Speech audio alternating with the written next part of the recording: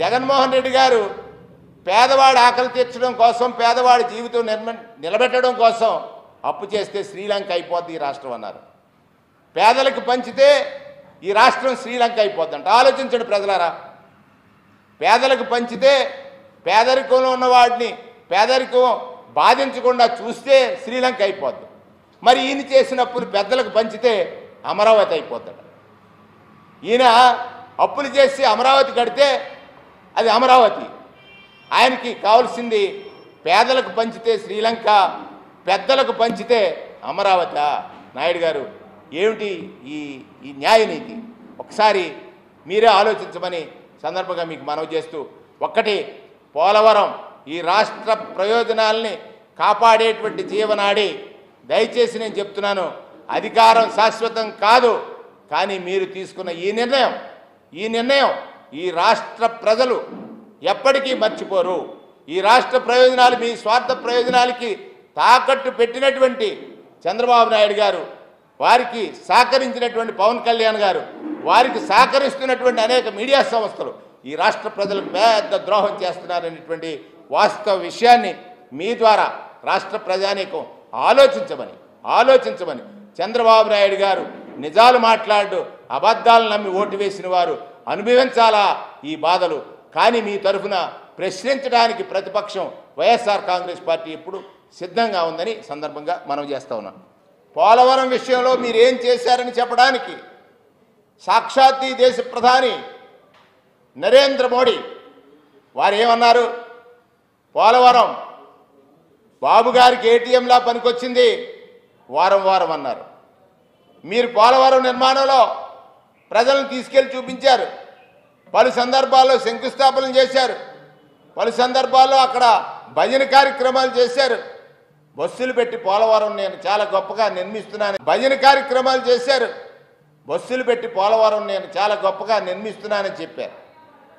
నిన్న నాకు అనిపించింది, జలశక్తి సంఘం ఇప్పటిదాకా పోలవరం 53% అయిందని. మీరు చెప్తారు 78% మేము పూర్తి చేశామని. ఏది నిజం?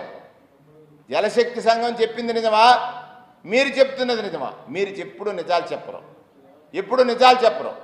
ఈ పోలవరానికి కట్టిన ఈ గ్రహణానికి, పోలవరానికి పట్టిన ఈ శాపానికి చంద్రబాబు నాయుడు గారి కారకులు అవుతారు.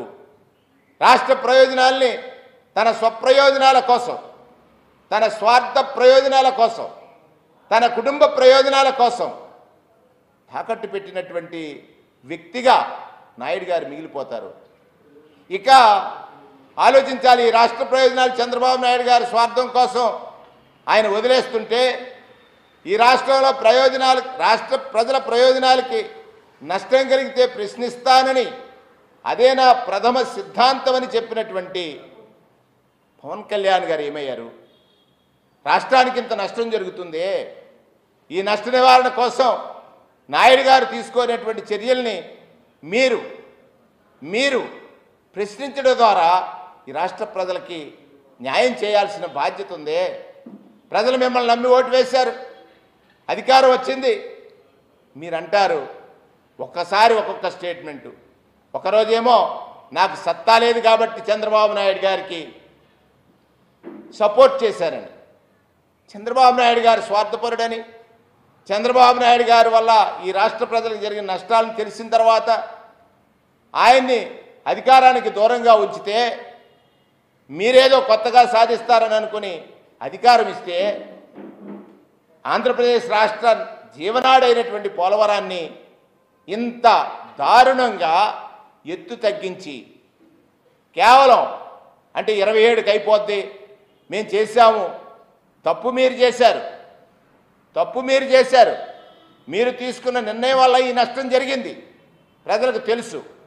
కానీ మీరు పదే మీకున్నటువంటి మీడియాతో, మీ మాటలతో, నిజం మాట్లాడనటువంటి మీ వ్యక్తిత్వం ప్రతిరోజు పోలవరం మీద విషం జిమ్ముతుంది. ఇది వాస్తవం కాదు. నేను ఎందుకు అంటానంటే, చంద్రబాబు నాయుడు గారు ఏది చెప్పినా అబద్ధం అని చెప్పడానికి ప్రతిదీ ప్రూఫ్స్ ఉన్నాయి. తీసుకోండి, పోలవరం మీద చెప్పింది అంతా కట్టు కదా చంద్రబాబు గారు చెప్పింది. నిజాలు ఏమిటనేది జగన్మోహన్ రెడ్డి గారు చెప్పారు, వైఎస్ఆర్ కాంగ్రెస్ పార్టీ చెప్తుంది, ఈ రాష్ట్రంలో మేధావులు చెప్తున్నారు.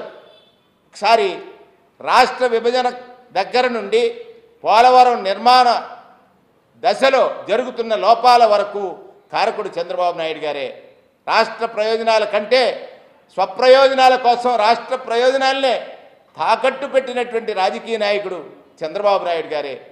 స్వప్రయోజనాల కోసం రాష్ట్ర ప్రయోజనాల్ని తాకట్టు పెట్టినటువంటి నాయకుడు చంద్రబాబు నాయుడు గారిని చరిత్రలో ఉంటారని అనటానికి ఇంతకంటే వేరే ఉదాహరణ అవసరం లేదు. 2, అధికారం కోసం ఎన్ని అబద్ధాలైనా ఆడతారు. అధికారం కోసం ఎన్ని అబద్ధాలైనా ఆడతారు. అధికారంలో లేనప్పుడు, ప్రతిపక్షంలో ఉన్నప్పుడు ఈ రాష్ట్రం అప్పుల పాలైపోయింది. 14 లక్షల కోట్ల అప్పులు చేసి పారిపోయాడు అన్నారు. 14 లక్షల కోట్లు మళ్ళీ 12 లక్షల కోట్లకు వచ్చారు. 12 లక్షల నుంచి 9,50,000 కోట్లకు వచ్చారు. శాసనసభలో బడ్జెట్ ప్రవేశపెట్టడానికి తటపడాయించారు. ఎందుకు? లెక్కలు చెప్పాలి కనుక. కానీ 6 నెలలు ఆలస్యమైన లెక్కలు చెప్పాల్సిన పరిస్థితి వస్తే వాస్తవ అప్పులు ఎంత ఉన్నాయి?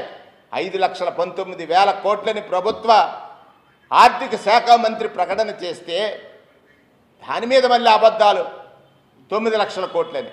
అంటే ప్రజల్ని ఏమనుకుంటున్నారు మీరు ఎన్ని అబద్ధాలు చెప్పినా విని ఏమీ చేయలేరు ప్రజలనేటువంటి మీ ఆలోచన దీనిలో స్పష్టమవుతూ ఉంది. అబద్ధాలు అబద్ధాలు అబద్ధాలు ఎంతకాలం మోసగిస్తారు? ప్రతి అంశంలోనూ మోసమే. ఈ రాష్ట్రంలో పేదల విషయంలో నిన్న P4 అన్నారు. P4లో మీకు స్పష్టత ఉందా? P4 విషయంలో మీకు స్పష్టత ఏముంది? పేదలు ఎంతమంది ఉన్నారు? 1,64,00,000 కుటుంబాలుంటే 1,42 లక్షల మంది పేదరికంలో ఉన్నారని మన లెక్కలు చెప్తూ ఉంటే, పోనీ పేదరికం తగ్గింది జగన్మోహన్ రెడ్డి గారు తీసుకున్న నిర్ణయాల వల్ల 19 నుంచి 24 వరకు పేదవాడి చేతికి నేరుగా డబ్బు అందటం వల్ల కొంత పేదరికం తగ్గిందని అనుకున్నా కూడా మీరు చెప్పినటువంటి ఎవరు ఇన్కమ్ ట్యాక్స్ కట్టే ఎస్ఎస్సీస్ ఎంతమంది ఉన్నారు? 25 లక్షలు. 25 లక్షల్లో నిజంగా ఇన్కమ్ ట్యాక్స్ పే చేస్తున్నటువంటి వారు ఎంతమంది ఉన్నారు? 8,26,000. ఈ 8,26,000 మందికి మీరు ఈ 1,40,00,000 కుటుంబాల్ని అప్పచెప్తారా? దాని మీద ఒక స్పష్టత లేదు. ఒక డైవర్షన్ పాలిటిక్స్.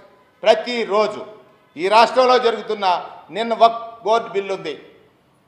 కేంద్రంలో, లోక్సభలో, రాజ్యసభలో విప్ జారీ చేసి వైఎస్ఆర్ కాంగ్రెస్ పార్టీ ఈ రాష్ట్రంలో రాజ్యాంగ విరుద్ధంగా జరిగేటువంటి ఈ బిల్లుకి వ్యతిరేకంగా ఓటు వేస్తే దాన్ని ఒక డైవర్షన్ చేయాలనుకుంటున్నారు.